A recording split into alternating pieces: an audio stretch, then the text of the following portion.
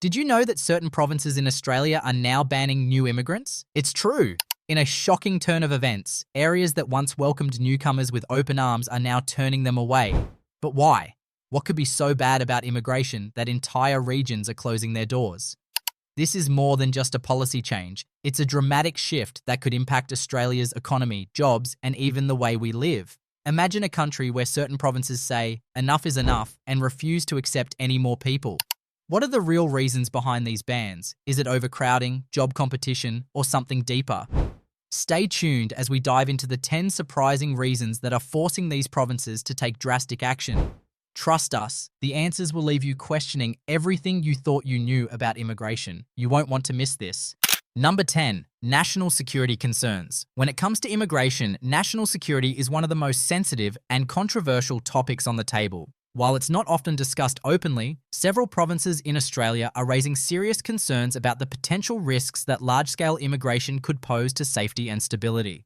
But what exactly does that mean? Some provincial leaders and community members argue that a sudden influx of newcomers without proper background checks can increase vulnerabilities. These concerns aren't always about direct threats like terrorism, but can also include issues like organised crime, identity fraud, or even foreign influence on local systems. In 2023, a leaked internal report from a regional council warned that insufficient vetting could expose communities to unmanageable security risks.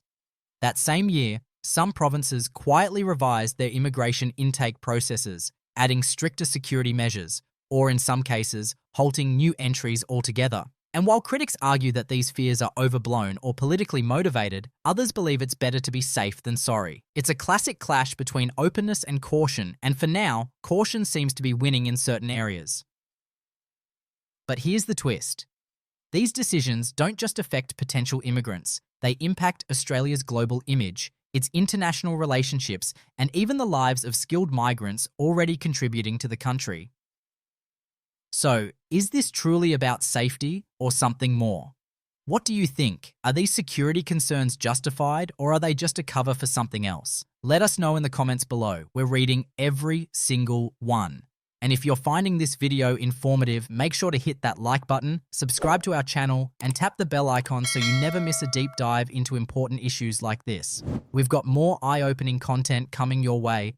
Number 9. Political pressures and public opinion. Immigration policies often shift due to political pressures and the changing tides of public opinion. In Australia, the debate around immigration isn't just driven by economics or resources, it's also a hot-button political issue that can make or break careers. Politicians are deeply attuned to the concerns of their constituents, and in some regions, the growing resentment towards immigration is impossible to ignore. Recent surveys have shown that more Australians are worried about the strain that a growing population puts on their way of life. Rising housing costs, job competition, and crowded public services have fueled dissatisfaction, especially in the larger urban areas. Politicians, eager to maintain support, are responding to these sentiments by pushing for tighter immigration controls. In some provinces, the political landscape has dramatically shifted, with new leaders promising to limit immigration in exchange for votes. These leaders often argue that reducing immigration will help preserve local culture, improve public services, and ease the pressure on resources. For these politicians, immigration has become a key tool in securing electoral victory by appealing to voter concerns. But here's the catch. While these policies might win votes in the short term, they often overlook the long-term economic benefits that immigrants bring to the country, such as diversity, innovation, and a growing labour force. By focusing on public fear and political gain, some provinces risk losing out on the advantages of an open, multicultural society. The tension between political interests and the actual needs of the country is undeniable, making this a particularly volatile issue. As the debate continues, one thing is clear. Politicians are increasingly willing to sacrifice immigration to maintain their grip on power. Number 8. Strain on infrastructure. As Australia's population continues to grow, the pressure on its existing infrastructure has become impossible to ignore. Provinces that are experiencing rapid growth due to immigration are particularly feeling the strain, and it's not just limited to big cities. Public transportation, roads, healthcare, and utilities are all reaching their breaking points in some areas, prompting provincial governments to reconsider their immigration policies. In larger cities like Sydney and Melbourne, overcrowded roads and crumbling infrastructure are becoming daily frustrations for locals. With more people relying on the same roads and public transport systems, rush hour has turned into a nightmare, causing longer commute times and higher levels of stress. Meanwhile, the infrastructure needed to support a larger population, like hospitals, schools, and water supply systems, is increasingly inadequate to meet demand. But the issue doesn't stop at cities. Many rural and regional areas that once had stable infrastructure are now struggling with the sudden influx of people, placing an unsustainable burden on local resources. Small towns that were once quiet and easy to navigate are now facing challenges such as increased traffic, resource depletion, and overcrowded schools. In these areas, the existing infrastructure wasn't built for rapid population growth, and expanding these systems can take years, if not decades. The challenge for many provincial governments is that immigrants are often arriving faster than new infrastructure can be built to support them. As a result, some areas are now restricting immigration to avoid further damage to their public services and quality of life. The fear is that without careful planning and development, unchecked immigration could worsen the infrastructure crisis, leading to even worse living conditions for everyone, both newcomers and long-time residents alike. Number 7. Cultural integration concerns. Cultural integration is a delicate and complex issue, and for some provinces in Australia, it's a growing concern as immigration numbers rise. The idea of welcoming newcomers from different parts of the world is at the core of Australia's identity, but the process of integration isn't always as smooth as it might seem. In some regions, there's an underlying fear that large numbers of immigrants could overwhelm local communities and make it harder to maintain a cohesive cultural identity. While multiculturalism is celebrated in theory, the reality of integrating people from diverse cultural backgrounds can lead to challenges, particularly when it comes to language barriers, differing customs, and contrasting values. For some provinces, these concerns are more than just surface-level worries. They're backed by real-world tensions between established communities and newcomers. Some locals feel that their traditions and ways of life are being overshadowed by the arrival of immigrants with different customs, creating a sense of cultural loss or fragmentation. Additionally, social cohesion can be tested when there's a lack of shared experiences. Immigrants might find it difficult to fully integrate into communities where they don't share a common language, history, or even social norms. This can lead to isolation or the formation of ethnic enclaves which, while offering comfort for immigrants, can also limit their interaction with the broader society. Some political leaders have capitalized on these sentiments, pushing for policies that limit immigration to ensure that the pace of cultural integration stays manageable. The goal isn't necessarily to shut out immigrants entirely, but to prevent the perceived disruption of local culture that can come with too rapid a demographic shift. While cultural diversity brings tremendous benefits too. A nation, the balancing act between preserving local traditions and fostering inclusion can be challenging, making it a key concern for some provinces. Number 6. Regional economic stability. One of the driving forces behind immigration bans in certain Australian provinces is the desire to maintain regional economic stability. While many argue that immigrants contribute significantly to the economy, there are growing concerns in some areas about the long-term impact of a rapidly increasing population on local economies. In smaller or more rural provinces, the economic landscape is often more delicate, with industries that are more susceptible to fluctuations in labour supply and demand. When a sudden influx of immigrants arrives, it can create economic imbalances that threaten the local workforce, particularly in sectors like agriculture, manufacturing, and retail. For example, in regions where job availability is already limited, a rise in population might lead to higher unemployment rates, which could hurt both locals and newcomers. Another issue is that immigrants often have to fill specific skill gaps, but when those gaps are already covered, they may struggle to find employment. This creates tension as local workers feel that immigrants are taking positions that could go to them, leading to economic frustration. Moreover, the economic benefits that immigrants bring, such as increasing demand for housing, goods, and services, can have mixed outcomes if the local economy isn't prepared to handle that growth.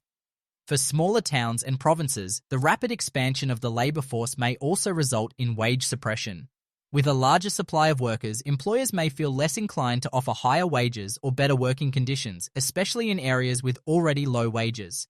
This can lead to economic stagnation, where the cost of living rises without a corresponding increase in wages.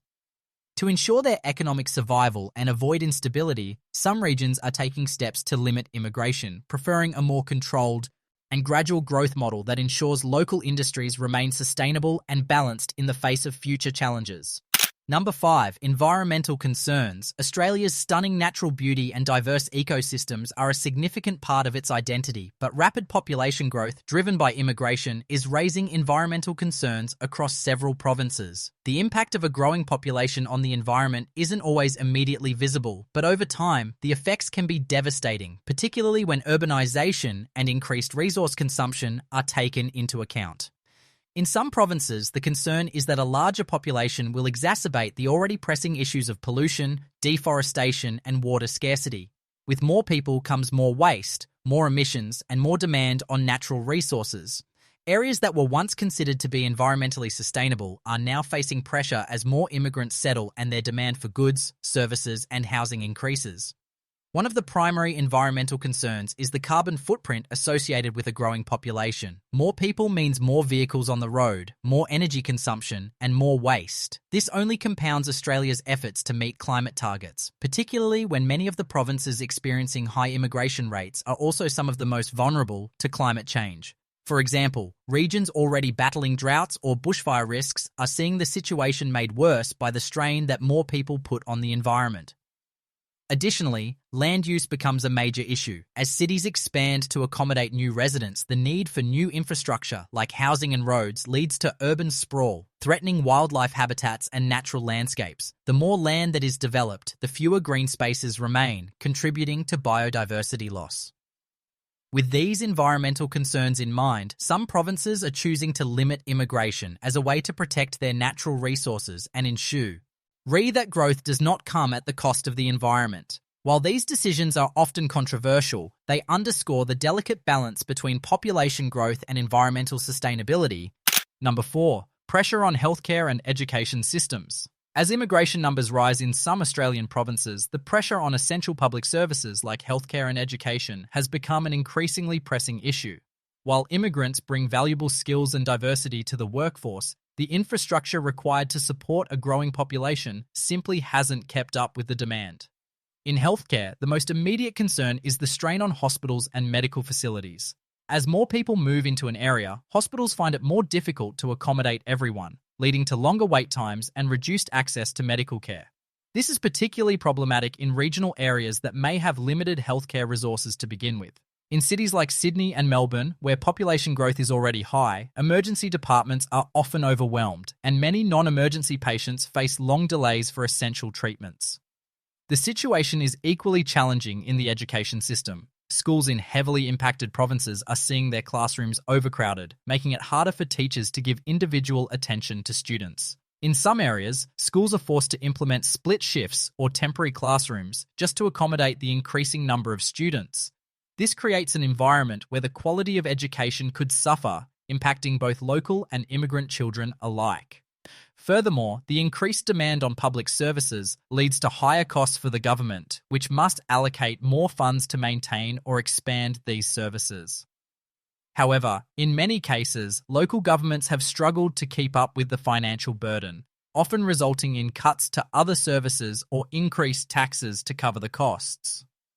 The fear is that without a balanced approach to immigration, provinces may reach a tipping point where the quality of healthcare and education diminishes for everyone. This is why some regions are introducing measures to limit the intake of new immigrants until they can better manage the resources needed to support them. Number 3, job competition. In some Australian provinces, job competition has become one of the primary reasons behind restricting immigration. While many immigrants contribute to the economy by filling labour gaps and adding diversity to the workforce, the increasing number of newcomers can create tensions, particularly in regions where jobs are already scarce or highly competitive. In areas with high unemployment rates, many locals feel that immigrants are taking jobs that could otherwise go to them. This is especially true in industries where the demand for workers is high, but the supply of jobs is limited. Sectors like hospitality, construction, and retail are often the most affected, as immigrants may be willing to work for lower wages or in roles that are seen as less desirable by the local population. For regions where the job market is already tight, a surge in immigration can lead to a saturated workforce, making it even harder for both locals and new arrivals to find steady employment. As more people compete for the same positions, wages can stagnate and working conditions can deteriorate, leading to frustration and economic inequality. This is compounded by the fact that some immigrants, especially those with limited skills or recognition of foreign qualifications, face significant barriers to finding work in their field. This means they may be forced to accept low-wage jobs that don't match their experience or education, which can exacerbate feelings of economic insecurity among both local workers and immigrants. Additionally, the rise in immigration often comes with an increase in welfare demands, particularly in regions where many immigrants are in lower income brackets or face challenges in securing employment.